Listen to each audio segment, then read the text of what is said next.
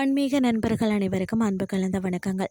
இன்றைக்கு நாங்கள் ஆன்மீகம் சம்பந்தமான பதிவில் சிவனை தரிசித்தால் சினம் தீரம், அபூர்வ மயில் வாகன முருகனை தரிசிக்கணும்னா இரணியூர் போகணும். என்னென்னு சொல்லி பார்த்தீங்கன்னா, சிவகங்கை மாவட்டத்தில் அமைந்திருக்கக்கூடிய மிக தொன்மையான மற்றது தனி சிறப்பு மிக்க அருள்மிக்க ஆட்கொண்டநாதர் திருக்கோயில் தான் பார்த்தீங்கன்னா நகரத்தார் திருப்பணி செய்த பெருமை மிக்க இந்த தலம் பல ஆன்மீக ரகசியங்களையும் அதிசயங்களையும் தன்னுள் கொண்டுள்ளது.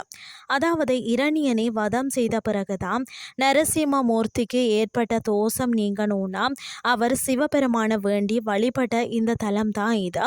நரசிம்மரின் தோஷம் போக்கி அவரை ஆட்கொண்டதால் தான் இங்கிருக்கக்கூடிய இறைவன் ஆட்கொண்டநாதர் என்று அழைக்கப்படுகிறாரா. அது மட்டும் இல்லாமல் பார்த்தீங்கன்னா அபூர்வ முருகன் தரிசனமாம். பொதுவாக முருகன் மட்டுமே மயில் வாகனத்தில் இருப்பார்.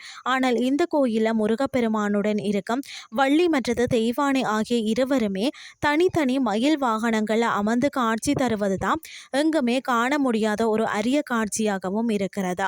மற்றது பார்த்தீங்கன்னா இது மிக சிறந்த பைரவர் வழிபாட்டு தலமாகும்.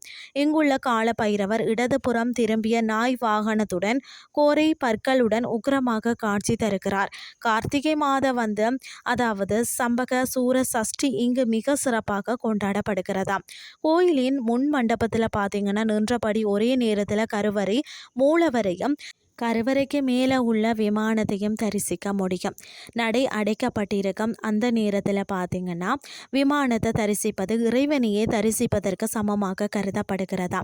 செல்வத்துக்கு அதிபதியான குபேரனும் வாயு பகவானும் குதிரை வாகனத்தில் அமர்ந்த கோலத்தில் இங்கு காட்சி தருவது தான் மற்றொரு தனி சிறப்புன்னே சொல்லலாம்.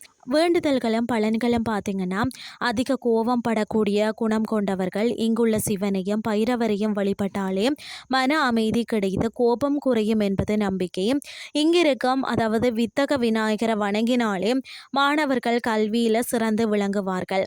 இந்த வார இறுதியில் உங்கள் குடும்பத்தோடு இந்த அற்புத தலத்துக்கு சென்று ஆட்கொண்ட நாதரின் அருளை பெறுங்கள் என்று சொல்லி கூறிக்கொண்டோம்.